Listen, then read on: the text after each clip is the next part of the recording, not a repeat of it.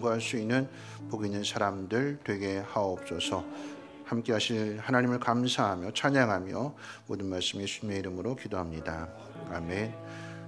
하나님 말씀 봅니다. 하나님 말씀은 신약성경 베드로전서 3장 8절로 12절, 지난 주일 낮에 보았던 말씀 바로 앞에 있는 말씀입니다. 베드로전서 3장 8절로 12절까지 제가 가진 성경으로 신약성경 380페이지입니다. 3장 8절로 12절까지 한 절씩 교독으로 읽겠습니다.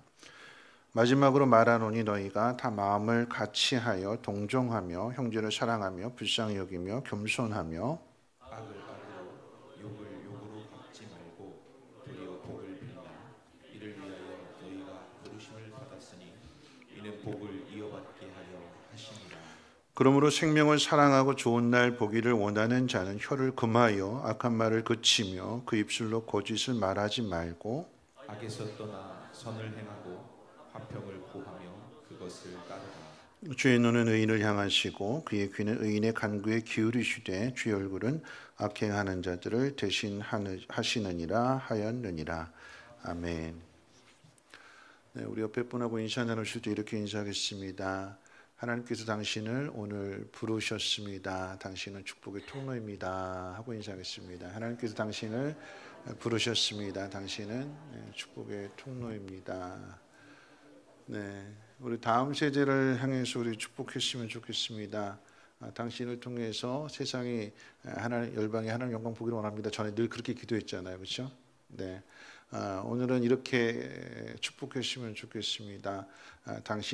당신을 통해서 다음 세대가 하나님 보기를 원합니다. 하고 이렇게 인사해 봅니다. 축복합니다. 네, 당신을 통해서 다음 세대가 하나님 보기를 원합니다. 네. 오늘 인터넷 뉴스에 3월 1일 이제 금요일부터 시작이 되는 연휴를 앞에 두고 일본 여행을 가는 사람들이, 그러니까 예약하는 사람들이 많다는 그런 뉴스를 보았습니다. 엔화의 가치가 이제 떨어져 있을 때 다녀오는 것이 가장 좋다고 해서 제주도를 대신하여 일본을 가는 것이 많다는 거죠. 뭐 비슷할 수도 있고 조금 더 보태면 다른 나라 해외여행 갈 수 있기 때문에 이제는 제주도를 찾지 않고 일본을 간다는 것입니다. 이런 시국의 상황에 맞춰서 일본도 나름대로 준비를 한다고 합니다. 그런데 이 일본의 준비라고 하는 것이 무엇이냐면 음식 값을 내국인과, 그러니까 일본 사람들과 외국 사람에 대하여 차등을 주겠다고 했어요. 그러니까 쉽게 말하면 이런 이야기입니다. 초밥 도시락 한 세트에 일본 사람은 10,000원에 사 먹을 수 있지만 한국 사람을 비롯한 외국인은 30,000원에 사 먹어야 된다라고 하는 거죠. 값을 그렇게 따로 책정하겠대요. 내국인과 외국인을 구별해서. 자, 사 먹을까요? 외국인들이 사 먹을까요? 안 사 먹을까요? 안 사 먹으면 굶어 죽잖아요. 3일 여행 간다면 3일 동안 쫄딱 굶다가 올까요? 그 여행이 아니잖아요, 그렇죠? 여행객들은 사 먹을 수밖에 없어요. 비싸도 사 먹을 수밖에 없어요. 배고픈데 어떻게 참겠어요? 그거를 이용하는 거죠. 어차피 외국 사람들은, 외국인들은 여행 온 거니까, 여유 있어서 온 거니까 그만큼의 돈을 쓸 수 있다. 그런데 내국 사람들은, 내국인들은 그거 비싸면 안 사 먹고 다른 거 먹고 이렇게 할 거니까, 그러니까 내국 사람들은 좀 보호해주고 외국 사람한테 좀 많이 받아 먹자. 그래서 물가를 좀 바로 잡자라고 지금 열심히 그 논의를, 토론을 하고 있다라고 하는 것입니다. 그 마음 가운데는 그런 거죠. 어차피 여행객이라고 하는 것은, 우리나라도 마찬가지나 여행기라고 하는 것은 그 사람이 매일 오는 거 아니잖아요. 그 식당에 매일 오는 거 아니에요. 한 번 오고 언제 올지 몰라요. 그러니까 다시 안 볼 사람인 거지요. 음식을 조금 소홀히 대접했다고 해서, 뭐 재료가 조금 상한 걸 내줬다고 해서, 맛이 조금 변했다고 해서 그 사람 안 오면 여행객 다음 사람이 또 오거든요. 그러니까 아쉬울 게 없어서 다시 안 볼 사람이니까 그렇게 하겠다라고 하는 것입니다. 그럼 일본 사람들만 그러는 걸까요? 아니요. 어느 나라 사람이나 다 똑같습니다. 자, 이것을 차별이라고 하는데 한국에 와서 한국이 너무나 좋아서 한국의 국적을 취득하고 귀화를 해서 이제 한국 사람으로 살아가는 외국인들이 있어요. 한국말도 잘하고. 그런데 이 사람들에게 물어봤을 때 가장 속상한 일이 무엇이냐? 외국인이지만 그 자기의 외국 국적을 버리고 한국 국적을 취득하고 한국 사람이 되어서 살아가는 데 있어서 한국 사는 데 있어서 제일 속상하고 힘든 게 뭐냐라고 했을 때에 한국 사람이 이 외국 사람, 물론 우리는 정이 많고 친절을 베풀어주고 뭘 도와줄까 항상 물어보는 그런 민족이지만 그럼에도 일부의 사람들이 그런 말을 하는데요. 너희 나라로 돌아가라. 왜 너희들 이 땅덩어리도 좁은데 너희들까지 여기 와서 이렇게 사느냐? 왜 우리 일자리 뺐느냐? 너희 나라로 돌아가라. 뭘까요? 차별인 거죠. 차별. 너와 나는 같은 사람이 될 수 없다는 것입니다. 내 눈은 까만 눈이고 흰 눈인데 너는 파란 눈이잖아. 내 머리카락은 까만 머리카락인데 너는 노란 머리카락이잖아. 검은 머리카락이잖아. 너는 파마잖아. 이것 가지고 얼굴 가지고 인종 가지고 차별하고 박해하고 그런다라고 하는 거죠. 인종차별이라고 하는 거 여러분 어느 나라에 가도 다 있어요. 다 있어요. 왜 차별하는 걸까요? 같지 않다라고 하는 것입니다. 베드로 전후서를 기록하게 된 배경도 비슷합니다. 베드로는 소아시아에 흩어져 있는 이 교회 공동체 성도들을 향해서 지난 주일에도 말씀드렸습니다만 나그네요, 거류민이요, 외인 같은 너희들이라고 그렇게 표현했습니다. 나그네, 거류민, 외인, 다시 말하면 이방인인 거죠. 이것은 주류가 아니라 비주류의 사람을 뜻합니다. 나그네는 정착해서 사는 사람이 아니라 지나가는 사람입니다. 거류민이라고 하는 것은 남의 나라 영토에 머물러 사는 사람을 가리킨다고 그랬어요. 외인이라고 하는 것은 같은 민족이 아니라 이방인입니다. 그래서 차별하는 것이고 그래서 함부로 대하는 것이고 핍박도 합니다. 왜요? 자신들과 다르다라고 하는 이유에서입니다. 자, 차별을 당하고 있고 박해를 당하고 있는 이 소아시아에 흩어져 있는 이 교회 공동체를 향하여 이 베드로 사도가 격려하는 메시지는 어떤 메시지일까요? 오늘 두 가지를 함께 생각해보고 결론을 내리기를 원하는데 첫 번째 메시지는 베드로 사도가 이 베드로 전서를 통해서 특별히 오늘 2장 11절부터 이제 설교의 본론이 들어가는데 오늘 이제 읽은 말씀 마지막으로 그러면서 이제 메시지의 마지막 결론에 대해서 이야기를 하지만 첫 번째 격려하는 메시지는 뭐냐면 너희는 하나님의 부르심을 받은 사람이다. 너희 차별을 당하고 박해를 당하고 외면을 당하고 있지. 나그네처럼 거류민처럼 외인처럼 그렇게 대접받으면서 살아가고 있지. 그런데 잊지 마. 너희를 꼭 기억해야 되는데 너희는 하나님으로부터 부르심을 받은 사람이야. 소아시아라고 하는 이 지역은 아시아 서쪽 끝에 있는 지역 이름입니다. 오늘날로 이야기한다면 튀르키예 지역, 터키 지역에 해당하는 거죠.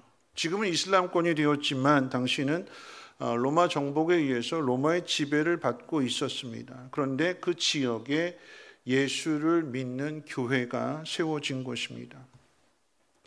그 이전에 바벨론 포로 때에 잡혀갔다가 돌아오지 않은 유대인들이 훗날 예수를 믿은 것으로 생각할 수 있겠지만 앞에 있는 2장 10절 말씀을 미루어 본다면 그럼 이 사람들은 유대인이 아니라 이방인들입니다. 우리 2장 10절 말씀 우리 화면 보시고 한번 같이 한번 읽어볼까요? 함께 읽겠습니다. 시작.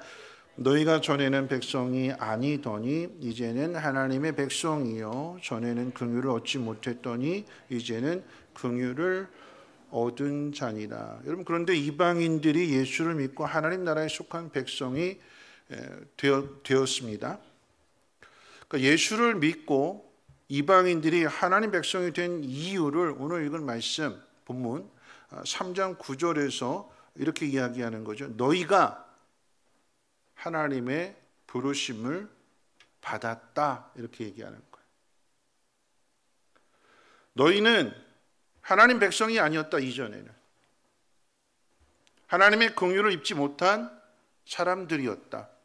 구원의 역사와 구원의 섭리를 이루어 가시기 위해서 이스라엘 백성들을 하나님 나라, 하나님 백성으로 먼저 만드시기 위한 하나님의 뜻과 섭리 가운데 있어서 아직은 이방인들에게 복음의 빛이 비추어지지 않고 온전하게 이스라엘을 다듬으시고 만드시는데 구약의 역사의 그 모든 이야기가 집중되어져 있는 거잖아요. 그때 너희들은 외인이었다. 그때 너희들은 바깥에 있었던 사람들이다. 구원받지 못한 사람이고 하나님의 긍휼을 입지 못한 사람들이었다. 그런데 오늘 3장 9절 말씀을 통해서는 하나님이 그런 너희에게 긍휼을 베푸셨고 그런 너희들을 부르셨다라고 하는 것입니다. 여러분, 이방인들이 예수를 믿고 하나님 백성이 될 수 있었던 가장 중요한 이유, 하나님의 부르심입니다. 내가 예수 믿을게요 자원에서 나오는 사람이 단 한 사람도 없습니다. 우리도 마찬가지인 거고요. 하나님 불러주셔야 나올 수 있는 것입니다. 하나님은 이방인들을 부르시기 전에 먼저 예수를 믿은 유대인들을 통해서 부르셨습니다.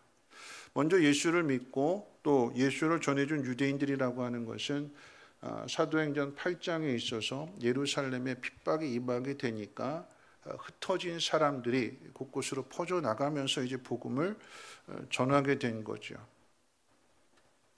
여러분, 우리가 받은 구원을 하나님의 부르심이라고 말하게 되는 것은 오늘 당시 상황으로 이야기할 때에 예루살렘에 핍박이 임하게 되고 그 핍박 때문에 더 이상 살 수 없어서 흩어지게 된 사람들, 그런데 그 흩어진 사람들이 자기 살 길 찾아서 그저 생명 부지하기 위해서 숨을 곳을 찾아서 도망간 것이 아니라 예루살렘에 핍박이 오게 되니까 흩어지게 되는데 흩어지면서 복음을 전하더라라고 하는 얘기예요. 예수 때문에 쫓겨났는데, 예수 믿은 것 때문에 핍박을 받았는데, 그래서 쫓겨났는데, 예수 때문에 쫓겨난 사람들이 아우 나 이제 다시는 예수 안 믿어 이게 아니라 쫓겨난 그들이 쫓겨나면서도 복음을 전하게 되고 그렇게 전해진 복음을 통해서 이방인들이 구원을 받게 되더라라고 하는 것입니다. 예루살렘의 핍박을 허락하시는 분도 하나님이시고 쫓겨난 사람들 그들의 믿음을 가지고 복음을 전하게 하시는 분도 하나님이시며 그렇게 복음을 전하게 될 때에 복음을 받아들이는 그 부르심을 통해서 예수를 이방인들이 믿게 하시는 이 모든 과정 가운데 함께 하시는 분이 하나님이시잖아요. 계획하시고 준비하시고 그 일을 이루신 분이 하나님이십니다. 여러분, 지난번에 말씀드렸을 때에 예수님께서 지상 명령으로 주신 말씀, 모든 족속으로 제자를 삼으라라고 하는 명령과 사도행전 1장 8절에 있어서 예루살렘과 온 유대와 사마리아 땅 끝까지 이르러 내 증인이 되라라고 하는 이 말씀을 약속으로도 주시고 명령으로도 주셨을 뿐만 아니라 약속으로 주신 그 말씀, 명령으로 주신 그 말씀을 누가 이루어 가시는가? 약속하신 주님이 친히 그 말씀을 이루어 가시는 것입니다. 사람의 마음대로 뜻대로 되는 게 아니지요. 여러분, 이것을 바울을 통해서도 확인하게 되는데 바울은 이방인의 사도로 부름을 받아서 오늘 이 소아시아 지역으로 가서 복음을 전해야겠다 계획을 세웠어요. 소아시아 가야지. 근데 여러분 아시는 것처럼 하나님 막으시잖아요. 성령이 막으셨어요.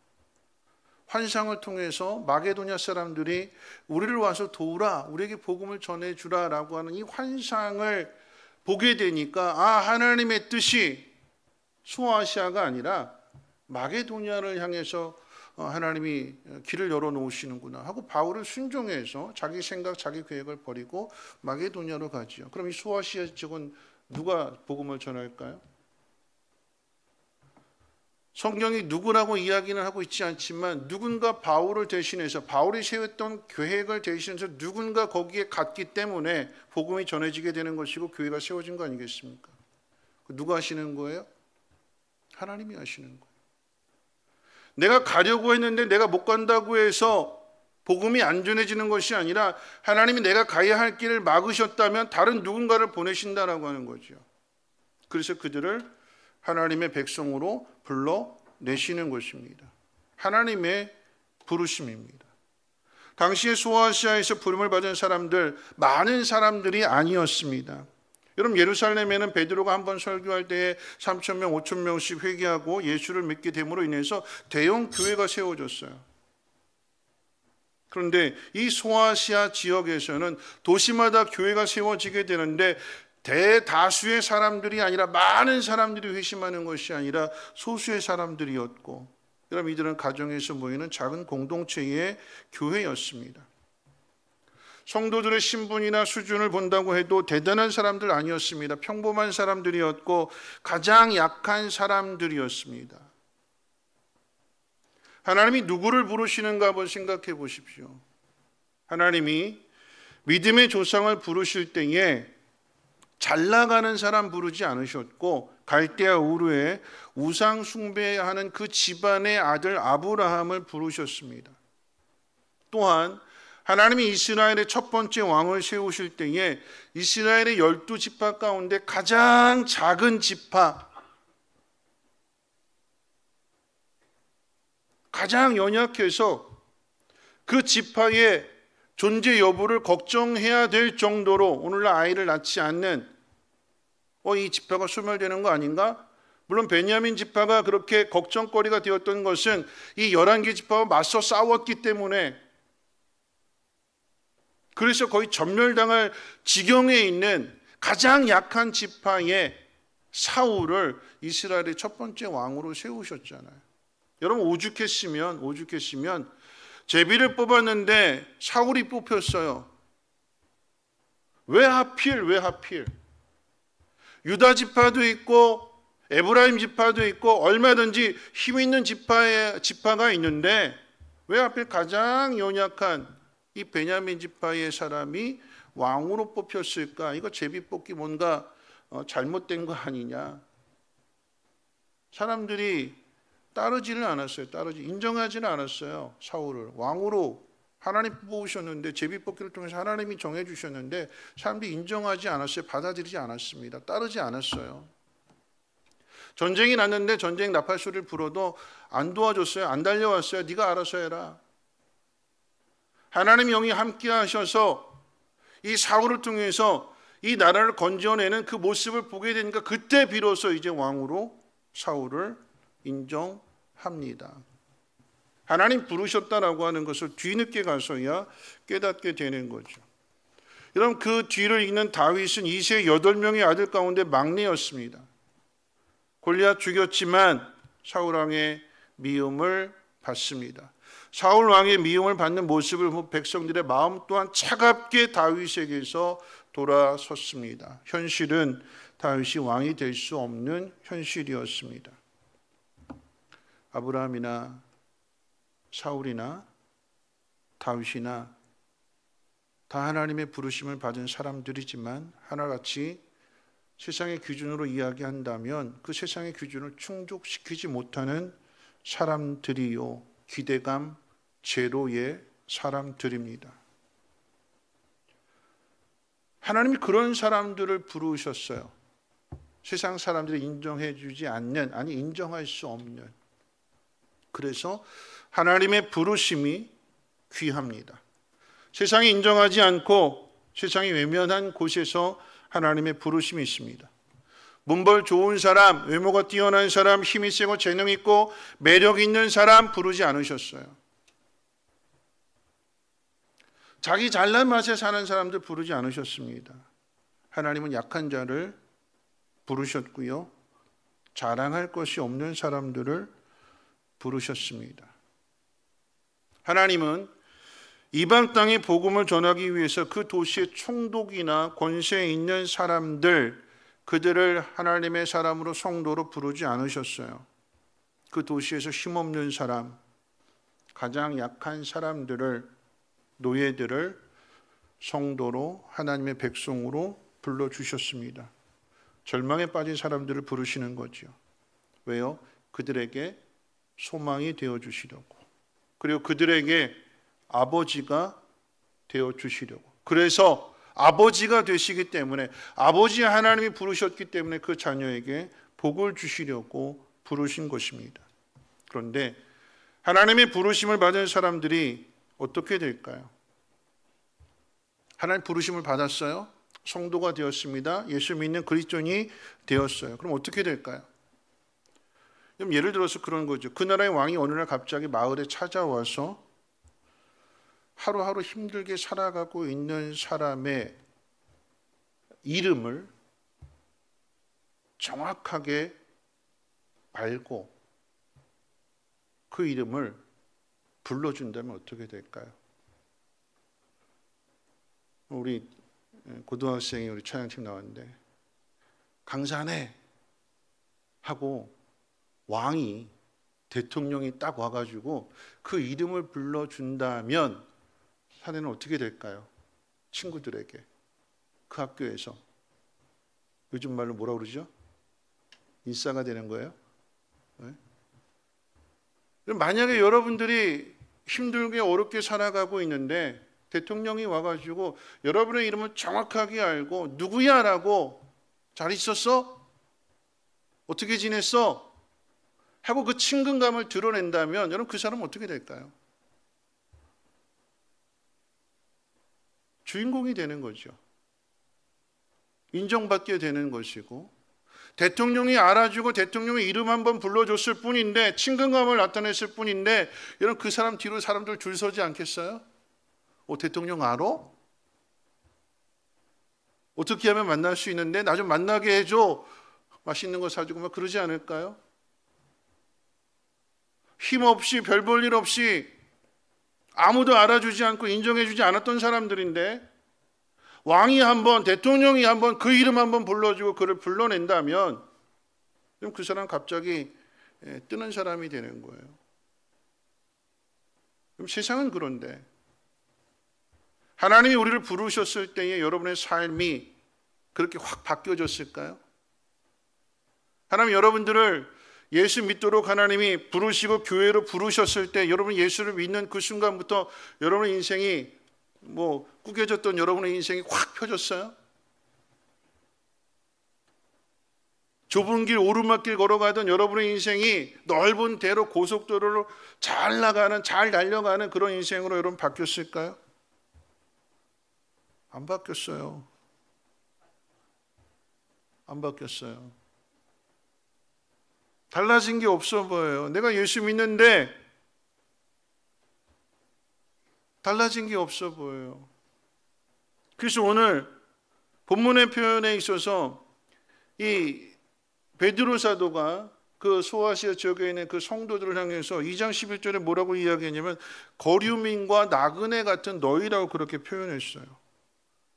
그럼 이 말은 너희는 세상에 속한 사람이 아니라 하나님 나라에 속한 사람이다 라고 하는 그 신분의 변화를 이야기하는 것이기도 하지만 또 한편으로는 너희는 세상 나라에 속해 있다가 하나님 나라에 속해 있기 때문에 너는 세상 사람들과 다른 사람들이다. 너희가 세상 사람들과 다르다라고 하는 것, 너희가 하나님 믿는 사람, 예수 믿는 사람들이라고 하는 것을 세상 사람들이 아는 그 순간부터 너희는 나그네 대접을 받게 될 것이고 거류민 대접을 받게 될 것이다. 하나님이 나를 부르셨기 때문에 내가 예수를 믿기 때문에 이 땅에 속한 사람이 아니라 하나님 나라에 들어간 하나님 백성이라고 하는 그 은혜도 있지만 또 한편으로는 그렇기 때문에 세상 사람들이 너희를 미워할 것이고 세상 사람들이 자신들과 같지 않다라고 하는 이유로 인해서 너희들을 힘들게 할 거고 핍박할 거다.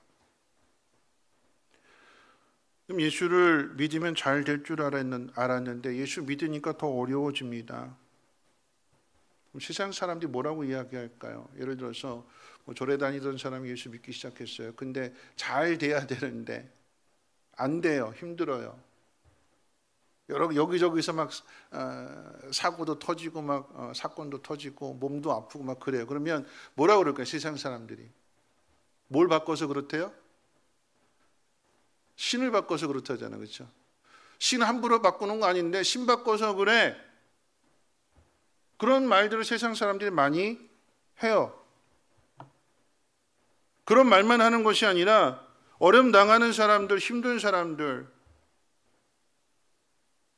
왜 예수를 믿는데 이렇게 힘들게 살아야 되는 걸까? 왜 환경이, 삶이 달라지지 않는 걸까? 정말 세상 사람 말대로 신을 바꿔서, 종교를 바꿔서 저주받은 걸까? 아니지요. 저주가 아니라 하나님 우리를 부르셨다고 그랬어요. 복의 사람으로 부르셨다고 그랬어요. 근데 왜 이렇게 어려움을 당하는가? 예수를 믿는데 어려움 당하고 예수 믿는데 핍박을 당하는 것은 세상과 다르다라고 하는 것을 나타내시기 위한 하나님의 뜻입니다. 여러분 기억하시죠? 하나님 우리를 부르셨으니까 하루아침에 우리가 신데렐라 되는 거 아니에요. 하루아침에 삶이 바뀌어지게 되고 성공하고 주인공 되는 거 아니다라고 하는 것입니다. 삶을 살아가는데, 예수 믿는 삶을 살아가는데 사람들이 이렇게 이야기합니다. 아우, 저 사람 보니까 예수 믿어도 소용없네.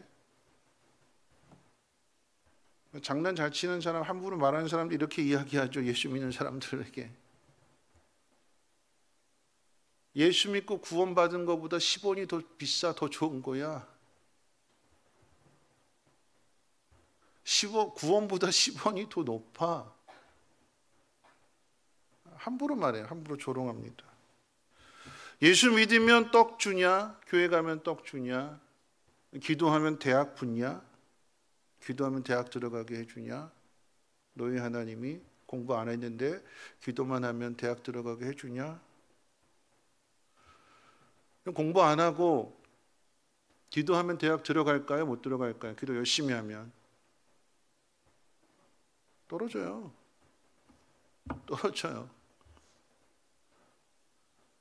떨어집니다. 공부 안 하면 떨어져요. 그런데 내가 정말 하나님을 믿고 기도하는 사람은 공부도 열심히 하지요. 하나님의 뜻에 순종하는 삶을 살아갑니다. 그 결과를, 그 다음을, 그 뒤를 봐야 되는 거예요. 무슨 이야기를 하려고 하는가 하면, 그럼 세상 사람들이 조롱하고 비웃는다는 얘기예요.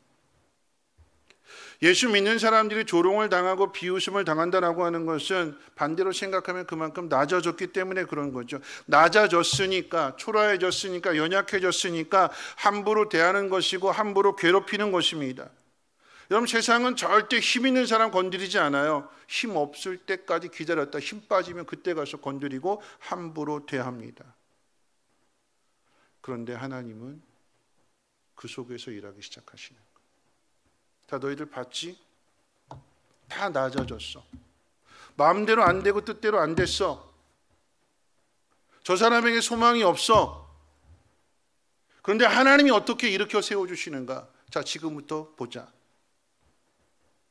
그래서 낮추시는 거예요. 예수 믿었기 때문에 무조건 다 건강하고 예수 믿었기 때문에 무조건 다 잘 되는 것이 아니라 예수 믿었는데 아프고 예수 믿었는데 사고도 당하고 대학도 떨어지게 되고 그래서 함부로 말했고 함부로 조롱했고 함부로 비웃었어요. 근데 하나님이 부르셨다라고 하는 것은 하나님 부르셨으니까 하나님 책임져 주시는 거죠. 그 속에서 어떻게 해요? 시작하시는 거예요.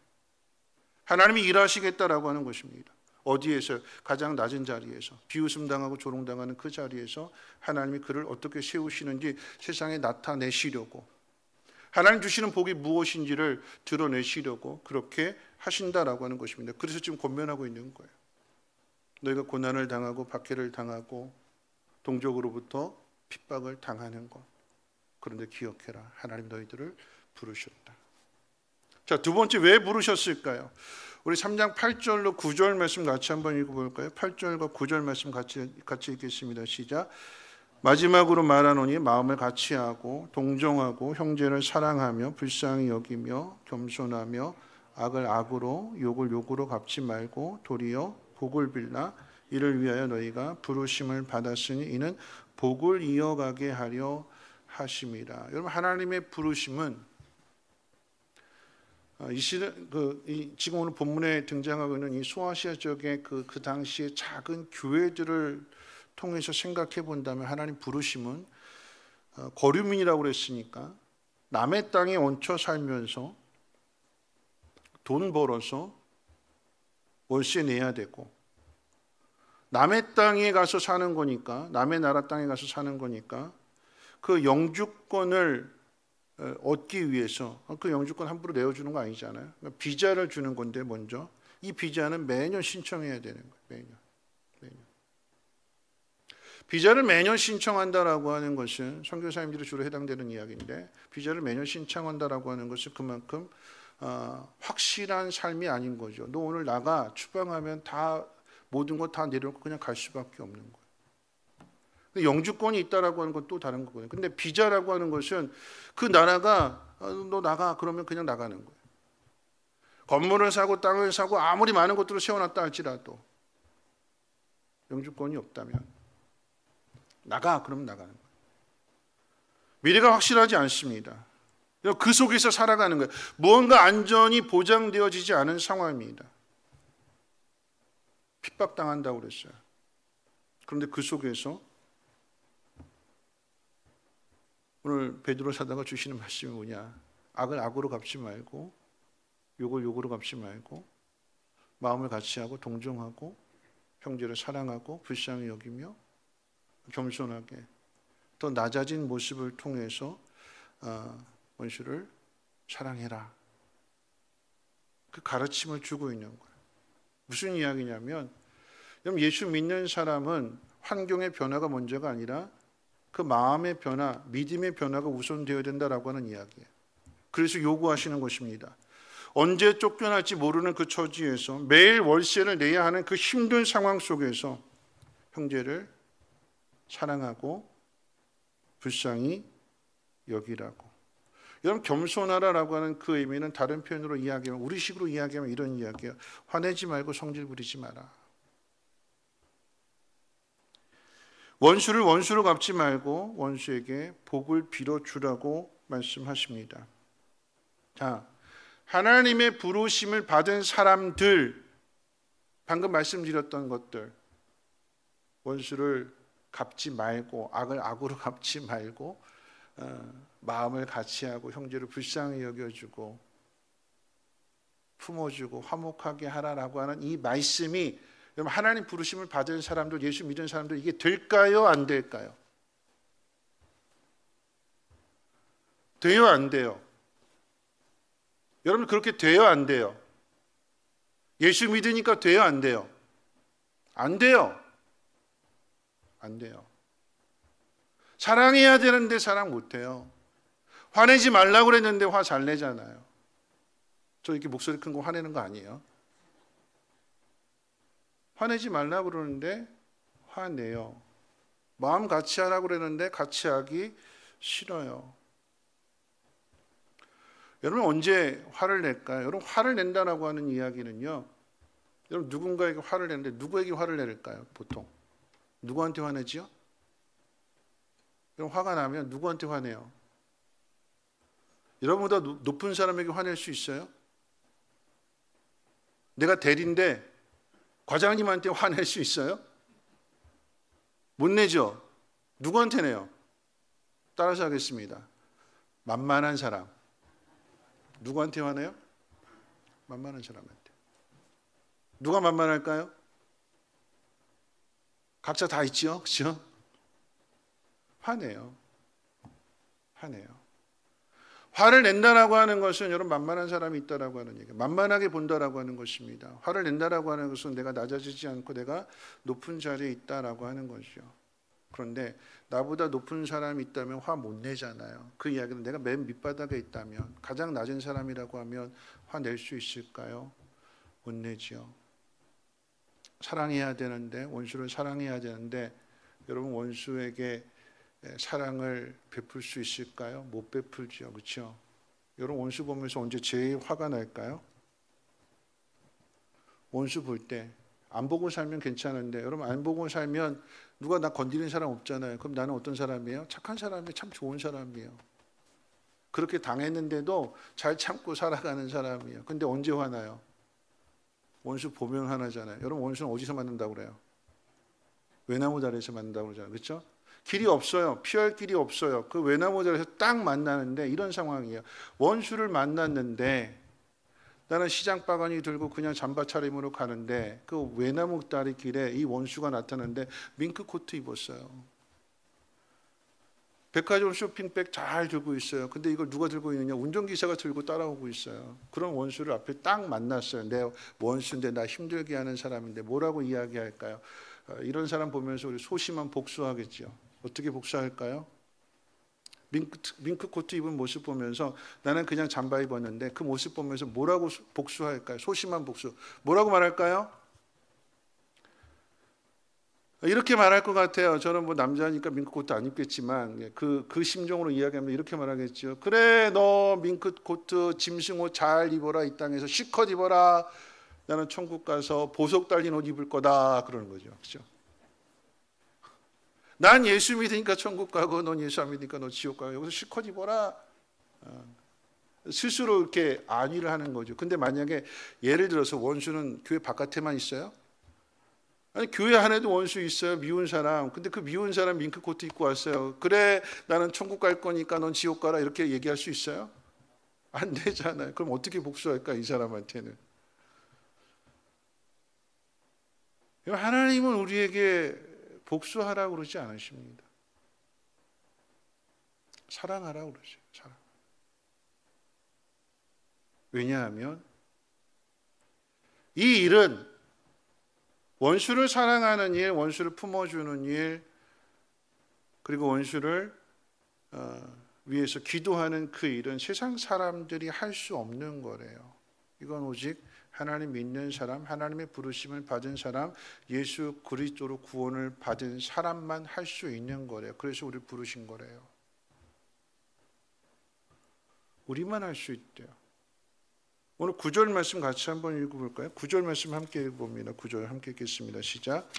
악을 악으로 욕을 욕으로 갚지 말고 도리어 복을 빌라. 이를 위하여 너희가 부르심을 받았으니 이는 복을 이어받게 하려 하심이라. 여러분, 너희가 하나님 부르심을 받았는데 이는 복을 이어받게 하심이라고 그랬어요. 복을 이어받게 하려 하신다라고 하는 말은 무슨 뜻일까요? 복을 이어받게 하려 하심이라. 복을 이어받게 하신다라고 하는 그 1차적인 뜻은 하나님의 은혜로 우리가 구원을 받은 거잖아요. 그렇죠? 값없이 모든 것을 하나님이 지불해 주시고 우리 그저 부르심을 받아서 하나님의 백성이 되었고 하나님의 자녀가 되었습니다. 그럼 이것이 이어진다라고 하는 것은 그렇게 구원을 받은 우리가 구원받은 것으로 끝나는 것이 아니라 아브라함을 통해 설명하면 하나님이 아브라함 불러내셨어요. 근데 하나님이 어떤 분이신지 알지 못합니다. 하나님 믿지 못하니까 자기 살겠다고 애굽으로 내려간 게 아브라함의 삶의 방식이었고 믿음의 처음 모습이에요. 그랬던 아브라함이 하나님이 어떤 분이신지를 알아가게 되고 믿게 되니까 나중에는 아들까지 내어줄 수 있는, 하나밖에 없는 독자 이삭까지 내어줄 수 있는 그 믿음의 수준까지 이르게 된 것은 하나님의 은혜로 그를 훈련하시고 만드시고 다듬으셨기 때문에 그러는 거예요. 불러낸 것으로만 끝나는 것이 아니라 불러낸 그 사람을 하나님이 다듬으셔서 마침내 하나님 말씀 가운데 하나님이 어떤 분이신지를 알아서 하나님 요구하시는 것에 대하여 원망하지 않고 불평하지 않고 거역하지 않고 아들을 달라라고 하는 그 요구 앞에도 순종하는 사람이 되는 거죠. 여러분 한번 생각해 보세요. 어떤 게 더 쉬울까요? 원수를 사랑하는 일이 쉬울까요? 내 아들을 하나님 앞에 제물로 바치는 게 쉬울까요? 어떤 게 더 어렵죠? 어려운 걸 묻는다. 어떤 게 더 어려워요? 원수 사랑하는 거 그게 어려울까요? 아니면 내 하나밖에 없는 아들을 하나님 앞에 제물로 바치는 게 더 어려울까요? 어떤 게 더 어려울까요? 하나밖에 없는 내 아들을 제물로 바치는 것, 하나밖에 없는 내 아들을 죽여야 되는 것, 이게 더 어려운 거지요. 원수를 사랑하라고 하는 것, 내 아들을 지키기 위해서는 그거 할 수 있는 거잖아요. 근데 아브라함이 이삭을 제물로 바쳤다라고 하는 이야기는 그 어떤 원수일지라도 사랑할 수 있는 마음이 됐다라고 하는 거죠. 그 수준이 되었다라고 하는 이야기. 하나님 불러내셨기 때문에, 건져내셨기 때문에, 하나님의 사람으로 삼으셨기 때문에 그 자리까지 하나님께서 어떻게 해요? 만들어 가신다라고 하는 얘기예요. 이게 복을 이어간다라고 하는 거죠. 은혜로 받았지만 은혜로 받은 그 구원이 값 없는 것이 아니라 우리가 어떻게 책임을 져야 되는가, 그 자리까지 책임지는 사람으로 하나님 우리를 만들어 가신다. 그래서 복이 이어지게 되는 거예요. 또 한편으로는 앞서 이야기가 나에게 복을 주시고 복으로 부르시고 그 복의 사람이 되게 만들어 가시는, 이어가게 하시는 것이 나에 대한 이야기라고 한다면, 그럼 나를 힘들게 하는 사람, 예수를 안 믿는 사람, 원수 같은 그 사람들, 그럼 그 사람들에게 어떻게 해요?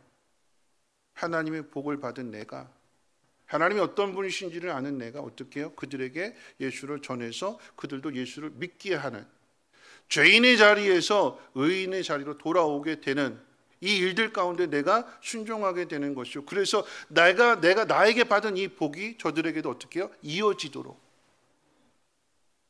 그게 우리의 사명이다라고 하는 것입니다. 다른 사람에게 이어주래요. 다른 사람에게. 내가 받은 이 복을, 이 은혜를 나만 받는 것이 아니라 다른 사람도. 왜요? 우리는 잘 구분하잖아요. 나는 다르다고 생각하잖아요. 근데 우리가 구원을 다르기 때문에 구원받은 것이 아니라 다 똑같은 죄인이잖아요. 예수님 뭐라고 말씀하셨어요? 누구 부르러 오셨대요? 의인 부르러 오셨대요? 죄인 부르러 오셨대요? 죄인 가운데 불러서 의인 만드시기 위해서 부르신 거잖아요. 죄인 부르러 오셨기 때문에 세리 만나주시고, 죄인 부르러 오셨기 때문에 삭개오 내려오라고 말씀하시는 것이고, 함께 음식을 드시는 것이고, 그 영혼을 구원해 주시는 거잖아요. 여러분, 우리는 다 똑같은 죄인이에요. 다 똑같은. 거기서 값없이 구원을 받았고 하나님의 자녀가 되었으니까 어떻게 해요? 너희가 받은 그 은혜를 다른 사람에게도 동일하게 전해주라고요. 그게 우리가 할 일이고, 그게 믿음이 성장한 사람의 모습이래요. 여러분, 우리가 원수 사랑해야 된다는 건 머리는 알잖아요. 근데 왜 못할까요? 용서해주고 품어주고 불쌍히 여기고 이거 다 알아요. 그런데 왜 못하냐면, 우리의 믿음이라고 하는 것이 하나님 말씀을 아니까, 또 내가 신앙생활을 열심히 한다라고 하는 그것 때문에 이 옳고 그름의 논리에 빠져 있습니다. 옳고 그름. 두 사람이 싸워요. 누가 옳을까요? 두 사람이 싸우는데 누가 옳아요? 부부가 싸워요. 부부간에 남편과 아내가 싸워요. 누가 옳을까요? 누가 옳아요? 똑같으니까 싸우는 건데. 근데 싸우는 당사자 입장에서 저랑 집사람이랑 싸우면 누가 옳을까요? 제가 옳아요. 내가 맞아요. 집사람이 틀렸어요. 자, 뒤집어서 우리 집사람은 뭐라고 생각할까요? 아유, 목사만 아니면 나도 어떻게 한번 해볼 텐데, 그렇죠? 내가 옳고 남편이 틀렸다고 생각. 그래서 싸우는 거잖아요. 그럼 싸움은 똑같이 가니까 싸우는 거예요. 우리는 항상 교회 안에서도 마찬가지예요. 여러분, 교회 이게 제일 많아요.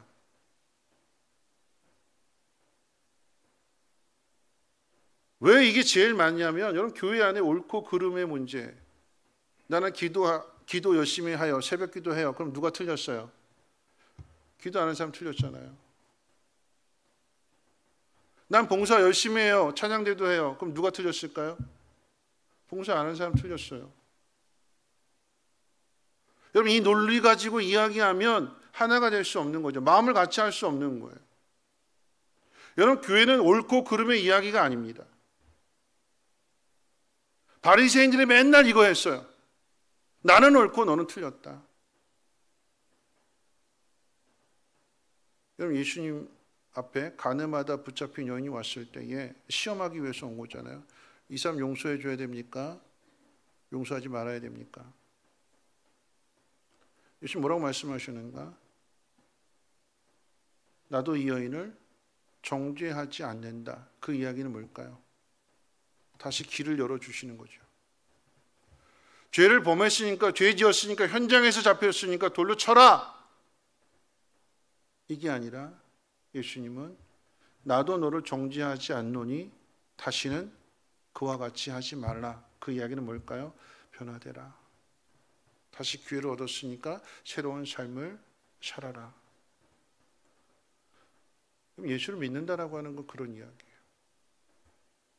옳고 그름의 이야기가 아니라 내가 옳고 상대방이 틀렸어요. 그러면 나의 옳음 가지고 상대방을 너 틀렸어, 너 잘못했어, 너 빨리 사과해. 그게 아니라 상대방이 그것을 알면 다행인데 모르게 될 때 어떻게 해야 되느냐. 그 사람이 알 수 있도록 어떻게 해요? 내가 더 그 사람을 품어줘야 되고 기다려줘야 되고 사랑해야 되는 거죠. 그게 믿음이래요. 그게 그리스도인의 모습이래요.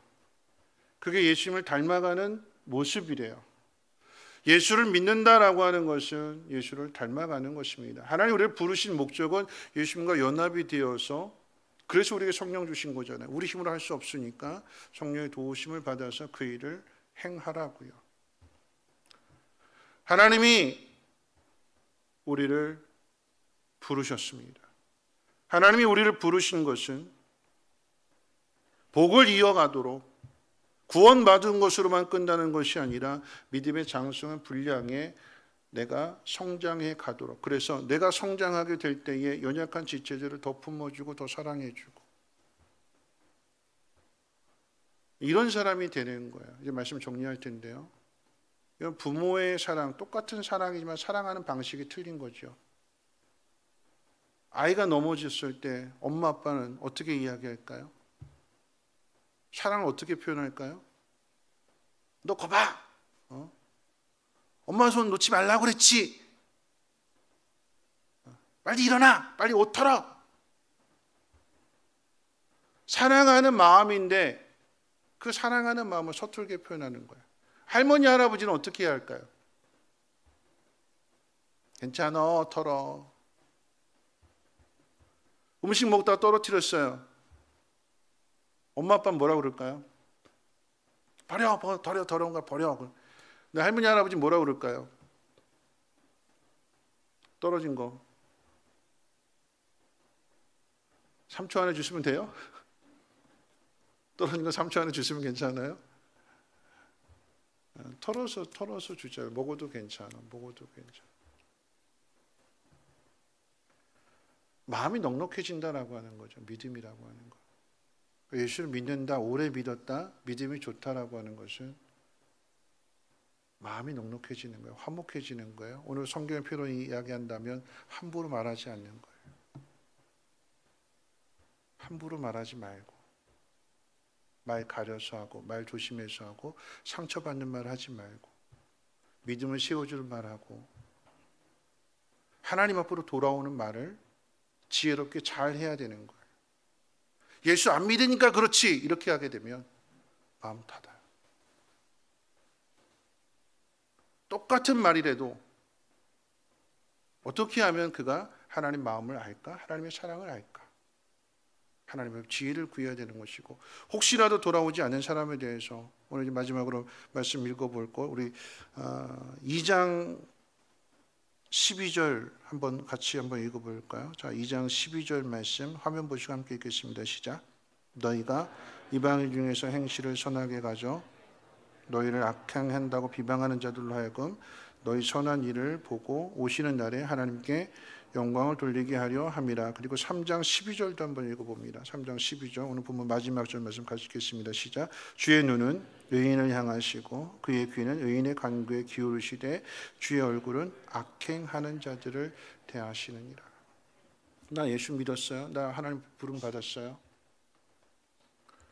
복을 이어가는 사람은 하나님 나를 부르셨습니다. 내가 해야 될 일이 뭘까요? 내 앞에 악인이 있어요. 나를 힘들게 하는 사람이 있어요. 원수 같은 사람이 있어요. 예수 믿는 사람이, 하나님의 부르심을 받은 사람이 해야 될 일이 뭘까요? 오늘 방금 읽었던 말씀 3장 12절 말씀은 의인의 간구라고 그랬어요. 여러분, 의인의 간구는 하나님 나 오르니까 저 사람 벌 주십시오가 아니라 하나님 저 사람을 불쌍히 여겨 주십시오. 하나님이 그 간구를, 그 기도를 들으셔서 악인에게 다시 기회를 주시는 거예요. 여러분, 그게 예수님의 기도잖아요. 하나님 저들을 용서해 주십시오. 여러분, 그들은 하나님 알지 못하니까, 진리를 알지 못하니까 계속해서 악을 행할 수밖에 없어요. 누가 아느냐? 누가 하나님을 아느냐? 누가 하나님의 긍휼을, 누가 하나님의 사랑을 아느냐? 하나님의 부르심을 받은 사람, 복을 이어줄 사람이 그 사람은 알잖아요. 그럼 그 사람이 해야 될 일이 뭘까요? 핍박을 당하고 고난을 당하고 억울한 일을 당하는 그 상황 속에서 의로운 사람의 기도가 터져 나오는 거죠. 자기 자신을 향해서 복을 이어갈 수 있도록 하나님 내 마음을 붙들어 주세요. 하나님 내 마음에 하나님의 영으로 충만하게 채워주세요. 그리고 하나님 저 사람을 용서해 주세요. 저 사람의 마음의 문이 열려지게 하세요. 그리고 하나님을 믿게 해 주세요. 그게 최고의 복수래요. 가장 안전한, 가장 행복한 복수. 그가 예수를 믿으니까. 아, 미안해. 잘못했어. 그리고 고마워. 오늘 그 소리 들어야 돼요. 그 소리. 하나님이 저와 여러분들 통해서 그 소리를 듣기를 원하십니다. 오늘 이 밤에 여러분의 기도가, 여러분의 연약함을 하나님 앞에 그대로 고백하면서 하나님, 내가 하나님 말씀대로 살아야 되는데 그렇지 못한 거 용서해 주시고, 하나님 예수 믿지 않는 사람들의 마음의 문을 활짝 열어주시고, 나를 힘들게 하는 사람 마음의 문을 활짝 열어주시고, 하나님의 사랑을 깨닫고 돌이키게 하옵소서. 변화되게 하옵소서. 부르짖음으로 인하여서 복을 이어갈 수 있는 하나님의 부름받은 사람들 되시기를 주님의 이름으로 축원을 드립니다. 우리 함께 찬양 들으실 텐데, 야베스의 기도라고 하는 찬양입니다. 여러분, 이 말씀은 여러분 아시는 거죠. 야베스가 태어날 때 힘들게 태어났어요. 부모님 힘들게 태어났습니다. 부모도 힘들고 아이도 힘들게 인생을 시작합니다. 다른 사람들과 환경이 다른 거죠. 다른 사람들은 건강하게, 다른 사람들은 좋은 환경 속에서 태어나는데, 야베스의 첫 출발은, 인생의 첫 출발은 힘든 거였어요. 고난이었습니다. 근데 그 고난 때문에 하나님 앞에 기도하는 것이고, 그 고난으로 인해서 하나님을 찾았더니 하나님이 그를 도와주시고, 그가 기도하는 것 다 들어주셨대요. 그럼 출발이 늦다고, 출발이 부족하고 연약하다고, 또는 인생의 중간에 무너지는 일을 경험했다고 그것으로 인생이 끝나는 것이 아니라, 그곳에서 하나님의 부르심이 시작이 되는 것이고, 그곳에서 하나님의 복이 시작이 되는 것입니다. 하나님의 일하심이 시작이 되는 거죠. 오늘 드릴 찬양의 가사는 이렇게 시작이 됩니다. 원컨대 주께서 내게 복의 복을 더하사 나의 지경을 넓히시고, 주의 손으로 나를 도우사 나로 환난을 벗어나 근심이 없게 하소서. 성령의 충만을 가득히 부어주소서. 오늘 내 삶 속에 능력의 주님 손길로 나의 사는 날 그 모든 순간을 주님의 힘으로 채우소서. 여러분, 오늘 이 밤에 여러분이 무엇을 위해서 기도해야 될 것인가? 여러분의 자신을 말씀에 비추어서 한번 돌아보시고, 잠깐 1분 동안에 여러분의 삶을 한번 보세요. 가장 힘들 때, 가장 어려울 때 하나님이 여러분을 불러주셨습니다. 하나님의 아버지가 되신대요. 누구로부터 사랑받지 못한 것에 대하여 하나님이 사랑해 주신대요. 여러분의 가정이 어려웠습니까? 가난하게 시작했습니까? 엄마가 없이, 아버지가 없이 그렇게 살아야 했습니까? 그렇기 때문에 하나님이 더 많이 사랑해 주신대요. 그래서 더 복을 주신대요. 받은 복으로 끝나지 않고 그 복을 전하는 축복의 통로가 되게 하신대요. 그 하나님에 대해서 우리 잠깐 1분 동안 함께 무엇을 위해서 기도할지 묵상했으면 좋겠습니다.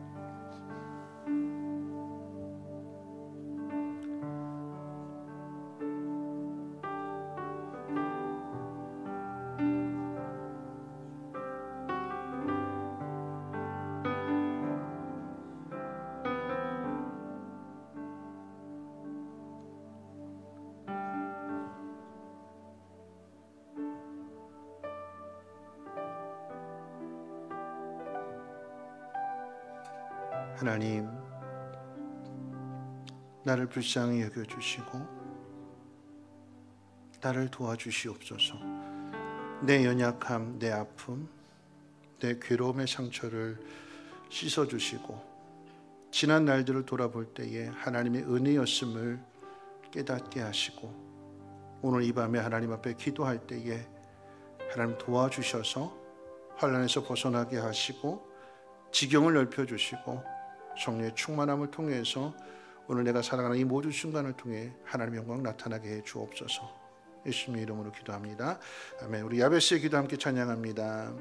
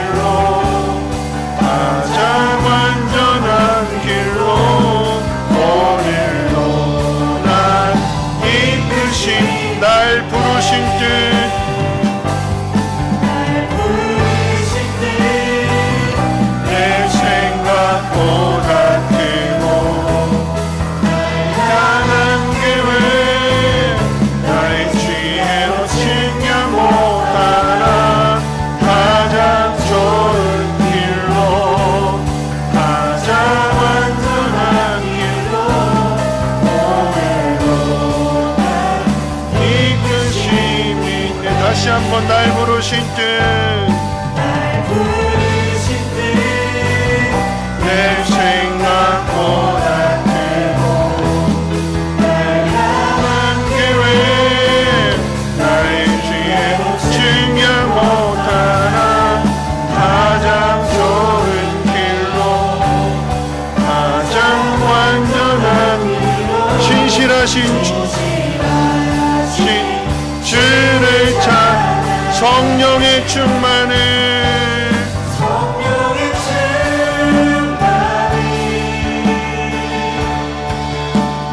가득히 부어주소서. 오늘의 삶 속에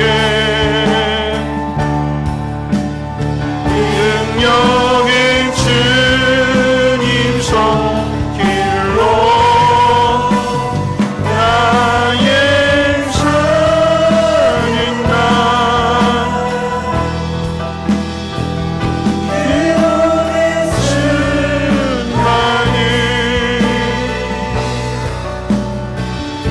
주님의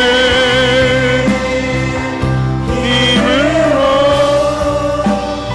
채우소서.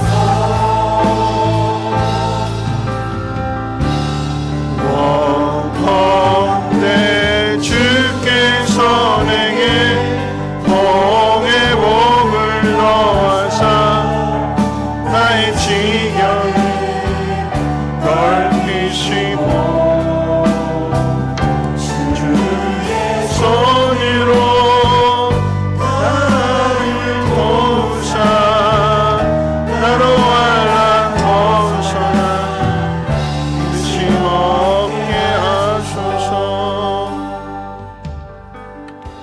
오늘 말씀 생각하면서 함께 기도하실 텐데요,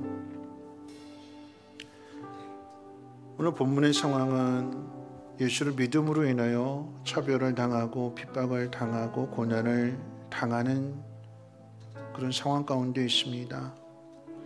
왜 예수를 믿었더니 이렇게 힘들어지는 걸까? 우리는 낙심하고 실망하게 되지만 그렇게 하시는 이유는 하나님이 그곳에서 일하시겠다라고 하는 것입니다. 오늘 오후에 아침에 수술받은 우리 한 집사님 전화를 받았어요. 목사님 기도해 주신 대로 수술 잘 되었고, 처음에는 뭐 의사 말하는 것은 뭐 다 열고 개복하고 막 이렇게 해야 되는 건데 심강경으로 해서 열지 않고 거기에 정말 좋은 의사들이 투입이 돼서 수술 잘 됐습니다. 기도해 주셔서 감사합니다. 고난 당하니까 아는 거죠. 고난 없이 편안하게 살아가는 것이 아니라 고난을 당했더니 그 고난 가운데 하나님을 찾고 하나님 앞에 부르짖으니까 하나님이 이렇게 선한 길로 인도해 주시더라. 하나님을 알게 되는 것입니다. 오늘 야베스는 어려움 가운데 출생이 되었어요. 부모도 힘들게 했습니다. 자기 자신도 힘듭니다. 부모가 도와줄 수 있는 여건이 아무것도 없어요. 그러니까 어떻게 해요? 하나님밖에 없는 거죠. 하나님을 붙들었더니, 하나님 앞에 기도했더니 하나님 그 지경을 넓혀주셨고 복의 복을 더해 주셨고 하나님의 손으로 도와주심으로 인하여서 환난 벗어나서 근심이 없는 삶을 살게 해 주셨대요. 여러분의 연약함이, 여러분의 부족함이 하나님의 능력을 나타내는 첫 출발점이 될 것입니다. 하나님, 이 일을 통해서 하나님을 더 깊이 알아가게 하옵소서. 낙심하고 원망하고 불평하는 것이 아니라 하나님 찬양하며 하나님 감사하며 믿음의 사람으로 우뚝 설 수 있도록 하나님의 영으로 충만하게 채워 주시옵소서. 복을 이어가게 도와 주시옵소서. 내 힘으로 안 됩니다. 하나님의 영으로 충만하게 채워 주시옵소서. 복을 이어갈 뿐만 아니라 다른 사람에게도 이어줄 수 있는 축복의 통로가 되게 해달라고 우리 주여 힘차게 두 번 부르짖고 여러분 맡기신 사명을 위해서 함께 동성으로 기도합니다. 주여, 주여. 하나님 예수 믿으면 하나님 모든 것이 걱정도 없고 두려움도 없고 근심도 없고 모든 것이 편안하게 모든 것이 잘 되어지는 것이 아니라 하나님 힘든 일을 만나고 어려운 일들을 만나고 세상의 조롱을 받고 비웃음을 당하고 차별을 당하고 하나님 연약한 모습 속에서 시작한다 할지라도 그러나 하나님이 그곳에서 일하십니다.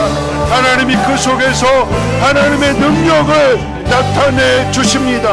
평안할 때 모든 것이 다 갖추어졌을 때 알지 못하였지만 내 힘으로 할 수 없고 부모의 도움을 받을 수 없고 가정에서 그 문제가 해결되어지지 않게 될 때에 하나님의 도우심을 구하며 하나님 앞에 부르짖었더니 하나님의 능력을 알게 되었고 하나님에 대한 믿음이 생겨났고 이제 그 어떤 상황에 맞닥친다 할지라도 하나님을 믿기에 두려워하지 않는 그 믿음이 내게 도와주시옵소서. 내 연약함, 내 아픔, 내 괴로움, 나를 힘들게 하는 사람들 믿고 속상하고 화나고 원수 같은 사람이 있다면 하나님 그렇기 때문에 기도해야 될 것이며 그렇기 때문에 하나님의 도우심을 구해야 될 것이며 그렇기 때문에 그 의로움을 하나님 나타내야 될 것입니다. 예수 믿는 사람은 다르다라고 하는 것을 하나님의 부르심을 받은 사람은 다르다라고 하는 것을 나타내야 될 것입니다. 하나님 나의 연약함을 나의 부족함을 긍휼히 여겨주시고 하나님의 은혜로 하나님의 말씀으로 하나님의 능력으로 채워주시옵소서. 하나님 연약한 그 속에서 내가 할 수 없는 그 일들 하나님의 영을 부어주심으로 말미암아 성령의 충만함을 통해서 그 모든 일들을 이루어가게 도와주시옵소서. 오늘 내 삶 속에서 나의 사는 날 동안에 하나님의 그 능력이 나타나게 도와주시옵소서. 하나님과 함께하는 그 사람 하나님의 도움을 받는 그 사람 그 누구도 건드릴 수 없는 사람인 것을 하나님 세상이 알고 하나님 나도 알 수 있도록 하나님 은혜를 더하여 주시옵소서. 연약함 속에서 하나님 우리가 해야 될 일은 하나님 앞에 기도하고 부르짖는 것밖에 없습니다. 하나님 똑같이 미워하고 똑같이 욕하고 악을 악으로 갚는 것이 아니라 하나님 선으로 갚아나갈 수 있는 옳은 일을 행할 수 있는 옳은 것을 가르치려 들지 말고 옳은 모습을 보여줄 수 있는 사랑하고 화목하고 품어주고 기다려주고 도와주고 다시 기회를 줄 수 있는 그러한 믿음이 되어지게 도와주시옵소서.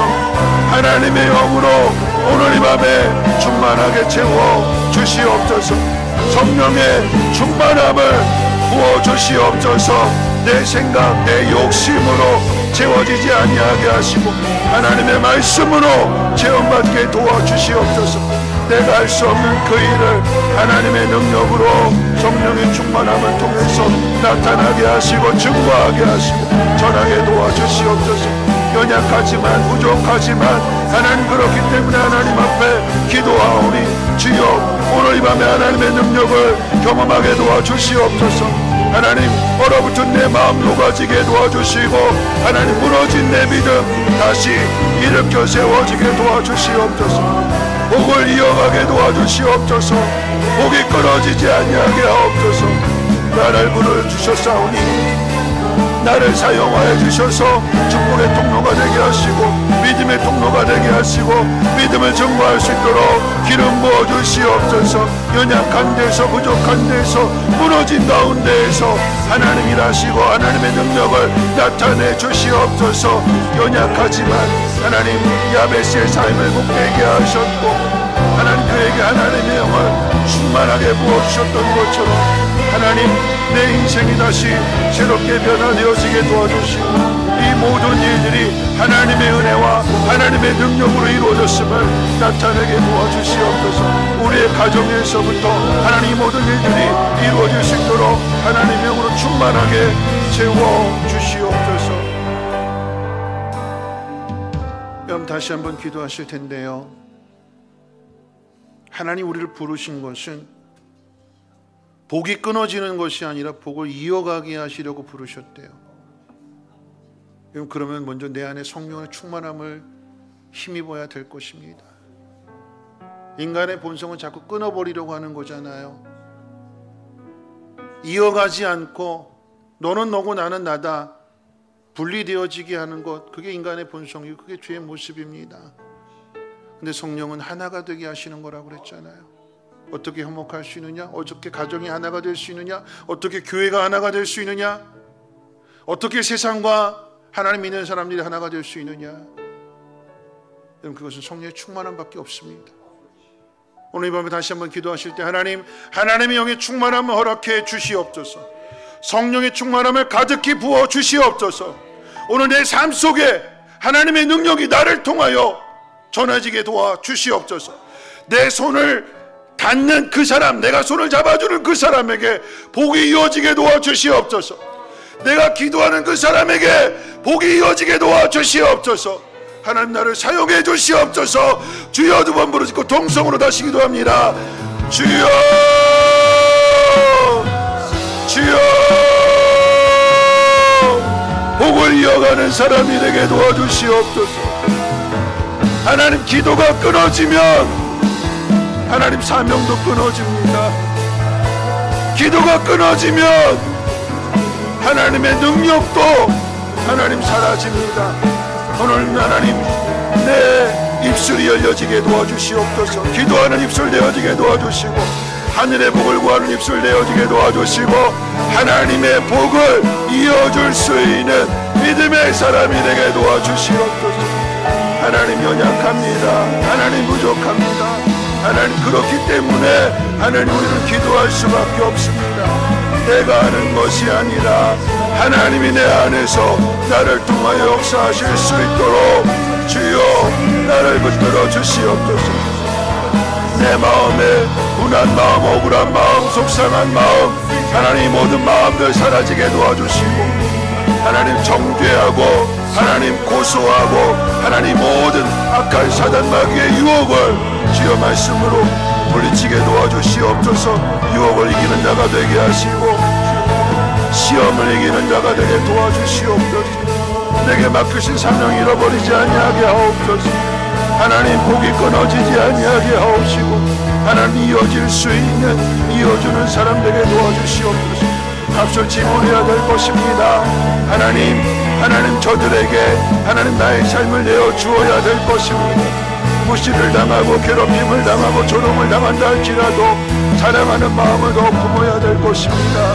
하나님, 그 마음을, 그 사랑을 전하게 도와주시옵소서. 주여, 하나님, 우리의 연약함은 주님 아십니다. 작은 시험 가운데, 작은 시련 속에서도 작은 말 한마디에도 넘어지는 우리들의 연약함을 주님 아십니다. 우리의 마음을 강하게 해주시고 담대하게 해주시고 하나님의 사랑으로 충만하게 채워주시옵소서. 내가 마땅히 행해야 할 일들을 깨달아 알게 하옵소서. 하나님, 불쌍히 여기는 마음 허락해 주시고 사랑하는 마음, 용서하는 마음, 주님의 마음을 품게 해주시옵소서. 성령의 일하게 하심을 따라서 일할 수 있게 도와주시옵소서. 내 힘이 아니요 내 능력이 아니요 하나님이 공급해 주시는 힘으로 행하게 도와주시옵소서. 억지로 마지못해서 하나님 인색함으로 하는 것이 아니라 밝은 마음으로, 기쁜 마음으로, 감사한 마음으로 순종할 수 있도록 하나님 이를 위하여 하나님 앞에 기도하게 도와주시고 오로지도 기도할 때마다 외면하지 마옵시고 기도의 응답을 하나님 허락해 주시옵소서. 마음의 평안함을 허락해 주시고 마음의 기쁨을 주시고 주 하나님 성령의 사람으로 하나님 변화된 그 모습을 나타내게 도와주시옵소서.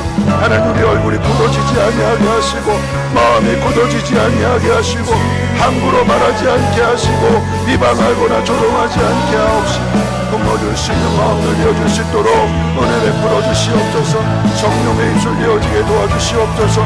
성령의 말하게 하심을 따라 말하게 될 때에 저들의 마음 가운데 위로가 필요하다면 위로하게 하시고 격려가 필요하다면 격려하게 하시고 하나님, 저들에게 기도가 필요하다면 기도해 줄 수 있는 의인의 간구가 있어지게 도와주시옵소서. 하나님의 눈은 의인을 향하시고 그의 귀는 의인의 간구에 귀를 기울이신다고 약속해 주셨사오니 아버지 하나님, 주여 똑같이 악을 행하는 자가 되지 아니하게 하시고 구별된 사람 되게 도와주시고 하나님 변화된 모습으로 예수 믿는 사람 다르다라고 하는 것을, 하나님이 함께 하시는 사람은 다르다라고 하는 것을 증거하며 나타낼 수 있도록 주여 역사해 주시옵소서. 오늘 이 밤에 기도하게 될 때에 하나님 단절되었던 관계가 회복의 관계로 바꿔지게 도와주시고, 하나님 상처를 주고 시험 들게 했다면 하나님 위로해주고 격려해주고 소망의 말을 할 수 있는 입술로 하나님 변화되어지게 도와주시옵소서. 입술의 권세 허락하여 주시고 하나님 입술에 기름 부어주시옵소서. 성령의 숯불을 제단 입술에, 아버지 제단의 숯불을 내 입술에 대어줌으로 인하여서 하나님 옳은 말하게 하옵소서. 믿음의 말하게 하옵소서. 위로하는 소망의 말하게 해주시고 성령의 충만함으로 저들을 위로해주고 하나님 함께할 수 있도록 역사해 주시고 하는 무엇이고 은혜 베풀어 주시옵소서. 내가 먼저 변화되어지게 도와주시고 내가 먼저 하나님의 사람 되어지게 도와주시고 내 안에 하나님의 복으로 충만하게 채워주시옵소서.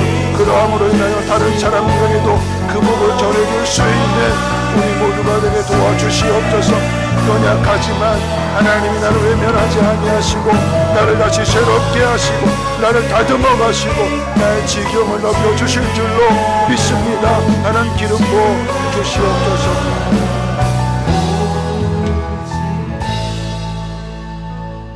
여러분 마지막으로 한 번 더 기도하실 텐데요, 여러분의 간절한 기도가 필요합니다. 기도밖에는 없다고 그랬어요. 주의 눈은 의인을 향하시고 그의 귀는 의인의 간구에 기울이시되 주의 얼굴은 악행하는 자들을 대하시느니라. 여러분 이 이야기는요, 하나님 악행을 하는 자들, 악을 행하는 자를 다 보고 계신데요, 근데 또 한편으로는 그들을 위해서, 그 악을 행하는 사람들을 위해서 의인을 바라보신대요. 그 의인이 어떤 말을 하는지, 어디를 보고 있는지. 하나님 원하시는 것은요, 의인들이 그 악인을 보기를 원하고 그들을 위해서 기도하기를 원하고 그들을 대신하여 하나님 앞에 기도하는 그 기도를 하나님이 들으신대요. 예수님이 그 기도를 들으시고 악을 행하는 우리들을 용서해 주셨던 것처럼 하나님이 그 일을 우리를 통해서 하시기를 원하신대요. 여러분 시대가 악해져 갑니다. MZ세대라고 이야기하잖아요. 좋은 표현이에요. 좋은 표현. 개성 있는 세대, 자기 주장이 뚜렷한 세대. 여러분 그 시대가요, 환자를 돌아보지 않는, 히포크라테스 선서를 통해서 좋은 의사가 되겠다고 맹세했는데 이익 앞에서 집단 행동들을 합니다. 교회 안에는 MZ세대가 없을까요? 교회 안에도 있어요. 자기 주장이 강하고. 시대가 만들어내는 인간상이 아니라 우리는 성경이 만들어내는 하나님이 원하시는 그런 사람으로 변화되어져야 되는 거잖아요. 세상 닮아가면 안 되고요, 우리 말씀대로 살아가야 되는 거죠. 오늘 그 일을 위해서 우리 수양관에서 예담초등부 성경학교 오늘 이 밤에 기도하는 밤이에요. 하나님, 우리 어린아이들이 고사리 같은 손을 모으고 다음 세대의 주인공이 되겠다고 하나님 앞에 기도한 것 하나님 들어주시고 응답해 주시옵소서. 세상이 그들을 힘들게 하고 세상이 그들을 유혹한다 할지라도 오늘 이 기도 하나님 들으셨기에, 그리고 우리가 함께 기도하기에 하나님 다음 시대를 열어갈 수 있는 믿음의 주인공들 되게 도와주시옵소서. 하나님 성민교회뿐만 아니라 하나님 한국교회의 다음 세대가 살아나게 도와주시옵소서. MZ세대가 아니라 믿음의 세대가 되게 도와주시옵소서. 말씀대로 살아가는 세대가 되게 도와주시옵소서. 기도하는 세대가 되게 도와주시옵소서. 여러분의 자녀를 위해서, 우리 성민교회 예담초등부의 한 영혼 한 영혼을 위해서 우리 주여 한번 힘차게 해볼까. 마지막으로 통성으로 기도합니다. 주여, 주여, 하나님 도와주시옵소서. 하나님 불쌍히 여겨주시옵소서.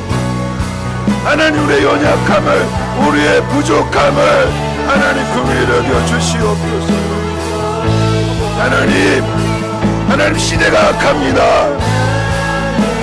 하나님이 시대가 악한 사람들을 만들어냅니다.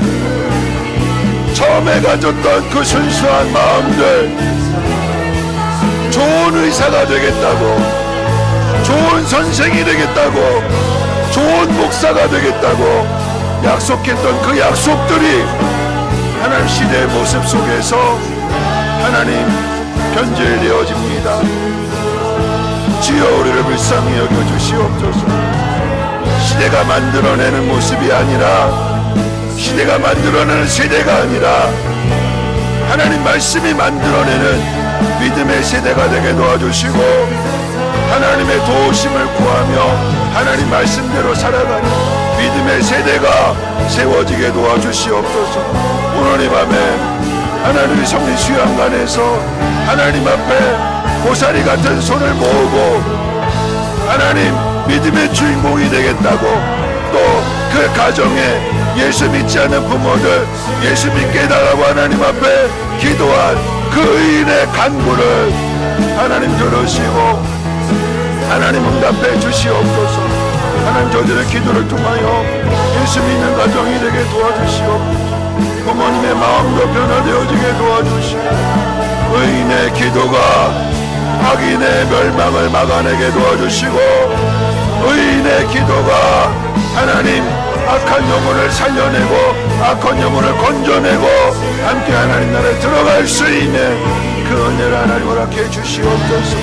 하나님 시대를 탓하고 시대에 순응하는 것이 아니라 하나님 그 시대를 거슬러서 믿음의 세대를 세워갈 수 있는, 믿음의 사람을 만들어갈 수 있는 하나님이 나라의 민족 되어지게 도와주시고 성민교회가 되어지게 도와주시옵소서.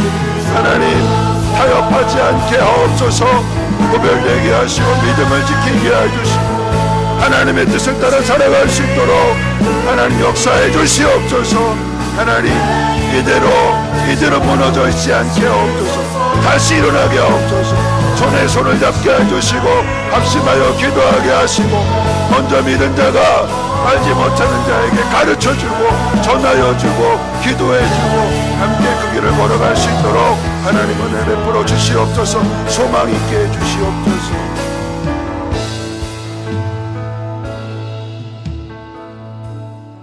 거룩하신 하나님, 하나님은 악인들을 보시기도 하지만 그 악인을 바라보는 의인도 보신다고 하셨습니다. 그리고 그들의 입술에 귀를 기울이신다고 하셨습니다. 하나님, 우리가 기도합니다.